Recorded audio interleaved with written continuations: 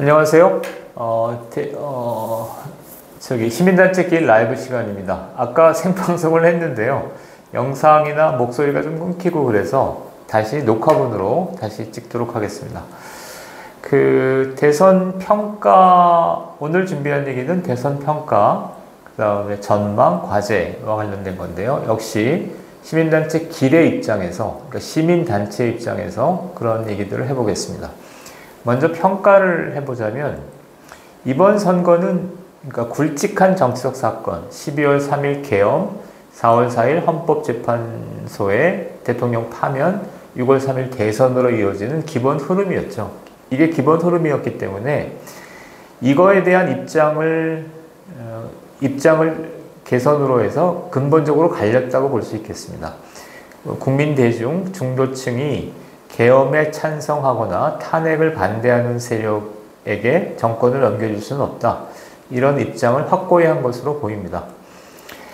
이 기조 위에서 어떤 선거의 결과가 결정됐다고 볼 수 있겠고요. 그런데 다음에 세 가지 점에서 특징적인 부분은 있습니다.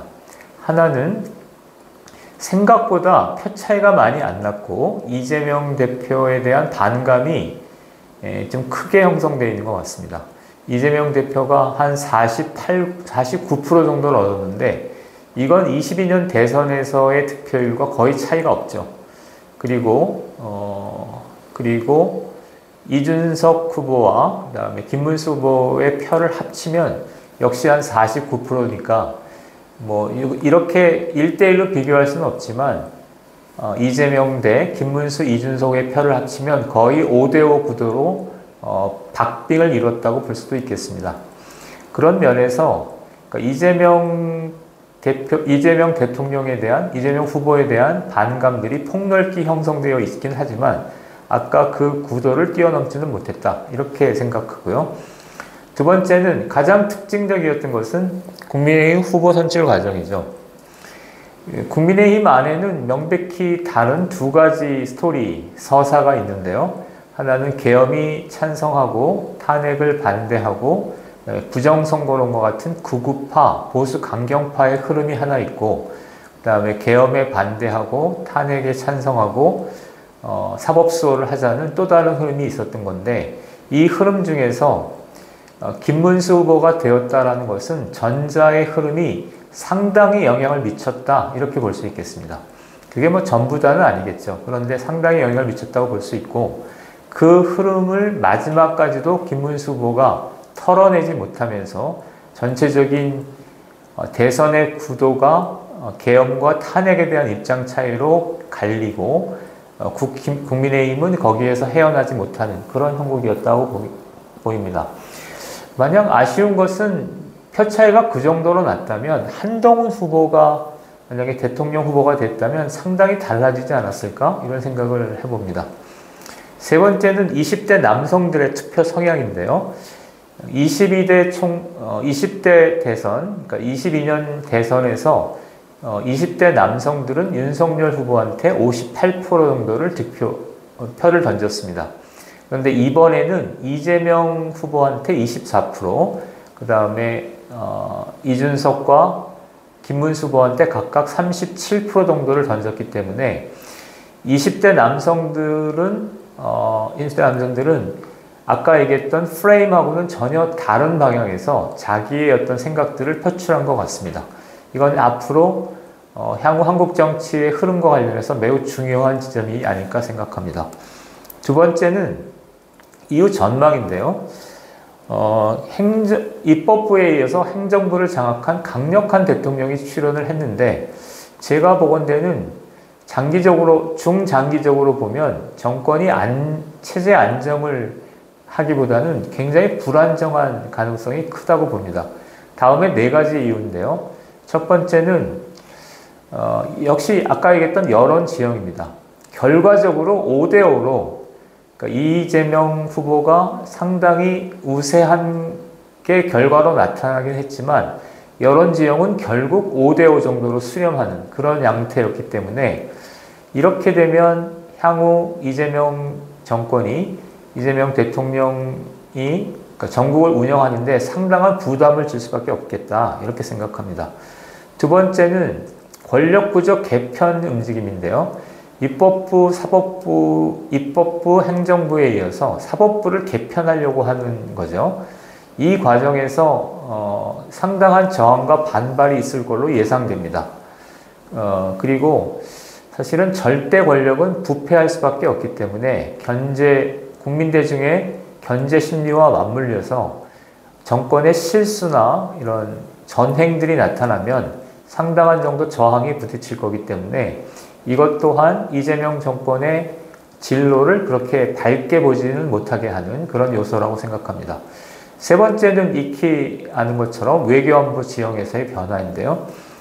외교안보 지형은 좀 비등점에 올라 있죠. 미국의 대중 전략이 아주 강경하게 나오고 있고요. 그리고 연쇄적으로 주한미군의 전략적 유연성, 주한미군의 지위와 관련된 논란들이 심화되고 있는데 이게 이재명 후보의 성향과 충돌할 가능성이 크죠. 북미 대화, 남북 대화, 미중 관계, 한중 관계 등에서 미국의 어떤 임박한 새로운 정책 흐름과 이재명 정권의 어떤 기조, 성향이 마치 엇박자가 나면서 충돌할 가능성이 크다고 보입니다. 네 번째는 민생 경제 부분인데요. 한국 경제는 구조적 침체기에 접어들었죠. 저출산 고령화, 그 다음에 자영업 붕괴, 토목 경기의 악화, 건설 경기의 악화 이런 것들이 누적돼서 상당히 위험한 상황이죠. 아마도 그 이재명 정권은 재정 부양을 통해서 문제를 해결하려고 하는 것 같습니다. 그렇게 해서 일시적으로 문제를 완화할 수는 있겠지만 그것이 궁극적인 해법이 될 수는 없겠죠. 그리고 그래서 그 약발이 떨어지는 어떤 시점, 예를 들어서 2, 3년 후가 되면 더 큰 문제가 발생할 가능성이 크다고 봅니다. 그 다음에 어떤 집단별 차이인데요. 이재명 정권은 대도시, 수도권의 40, 50대 중년 인텔리층을 지지 기반으로 하고 있고 계엄 탄핵에 대한 입장에 따라 여기에 자영업, 일용직 노동자들, 판매 서비스직 노동자들이 가세한 형국이었는데 경제 위기가 심화되면 양자가 균열을 일으킬 가능성이 커 보입니다. 그렇게 되면 이재명 정권의 그나마 취약한 지지 기반이 흔들릴 가능성이 있기 때문에 경제 민생 부분은 매우 중요하다 이렇게 보입니다. 세 번째는 과제와 관련된 건데요. 일단은 사법수호 투쟁이 굉장히 중요할 것으로 보입니다. 이번 선거의 결정적인 특징은 범죄 혐의를 갖고 있는 대통령 후보가 대통령이 출마해서 당선까지 된 상황인데 범죄 혐의의 연루에 따른 재판들이 진행되고 있기 때문에 그 재판에 대한 법적 조치가 마무리되어야만 궁극적으로 완전히 선거가 끝난다고 볼 수 있겠죠. 근데 그게 지금 진행되고 있죠. 6월 3일 날 선거가 끝났고 6월 4일 취임식인데 6월 5일 날 지금 국회에 임시국회가 예정되어 있고 임시국회에서는 대통령이 당선되면 재판을 중지한다거나 공직선거법과 관련해서 아예 법적 조항을 없앤다거나 이런 조치들이 논의되고 있습니다. 그리고 6월 18일 날 파기환송된 항소심 재판이 예정되어 있기 때문에 6월 5일부터 6월 18일까지 어떻게 보면 또 다른 대선의 법적 절차를 마무리하는 또 다른 어떤 갈등, 또 다른 전선이 형성되어 있다고 생각합니다. 그렇기 때문에 조금 급박하게 좀 투쟁을 준비할 필요가 있겠는데 그래서 저희는 시민단체 길에서는 내일 1시에 용산 대통령실 앞에서 1인 시위를 예정하고 있습니다. 이렇게 준비를 해봤는데요. 구호는 그래도 재판은 계속되어야 합니다. 이렇게 정해봤습니다. 이렇게 정한 이유는 지금 이재명 정권이 워낙 절대 우위인 상황이기 때문에 좀 부드럽고 감성적이면서 중도층과 대중의 감성을 자극하는 방향에서 운신하는 게 좋겠다고 생각합니다. 그 다음에 두 번째는 투쟁이 보수 진영을 뛰어넘어서 중도층, 그 다음에 민주당 지지층, 진보층 일부로까지 확대되어야 된다고 보기 때문에 최대한 요구 조건을 낮추고 감성적인 분위기를 창출하면서 지지 기반을 넓히는 게 필요하다고 봐서 그렇게 정했고요. 그리고 주체는 시민단체 길로 할 수도 있지만 입법 독재 저지와 사법 수호를 위한 시민의 모임으로 정해봤는데요. 이거는 이번 싸움이 큰 규모로 진행될 가능성이 있기 때문에 여러 사람들의 시민들의 참여를 열어놓는 차원에서 그렇게 주체를 정해봤습니다. 내일 시간 되시면 용산 대통령실에서 뵙기를 기대하고요. 두 번째 전망은 지금은 사법 수호를 위한 투쟁만이 아니라 보수 혁신이 굉장히 중요한 과제로 대두되고 있습니다. 지금 국민의힘은 명백히 다른 두 가지 흐름이 잠재되어 있죠. 계엄 반대, 계엄 찬성, 탄핵 반대, 부정선거 이런 것 등등을 주장하는 일련의 사람들이 있죠. 어떤 조사에 따르면 한국의 극우 보수강경파의 규모가 한 20% 정도 된다고 합니다. 그리고 그런 구도 하에서 그런 서사 아래서 대통령 선거가 진행됐고 김문수 후보가 그거를 좀 부분적으로 대변하고 있었던 거죠. 반면에 한동훈으로 대표되는 새로운 세력은 계엄에 반대하고 탄핵을 찬성하고 사법 시스템 파괴를 적극적으로 싸우겠다 이런 입장을 견지하고 있습니다.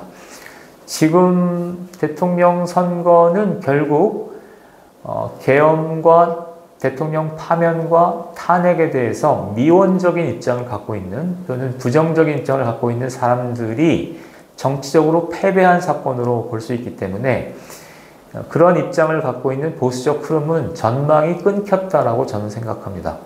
그렇기 때문에 향후 보수 혁신, 국민의힘의 어떤 변화의 기점은 계엄과 탄핵에 대해서 그 다음에 부정선거나 사법 시스템 같은 기본적인 구도와 관련된 근본적인 문제들에 대해서 명확한 입장을 견지하는 게 보수 혁신의 출발점이라고 생각합니다. 자, 그러면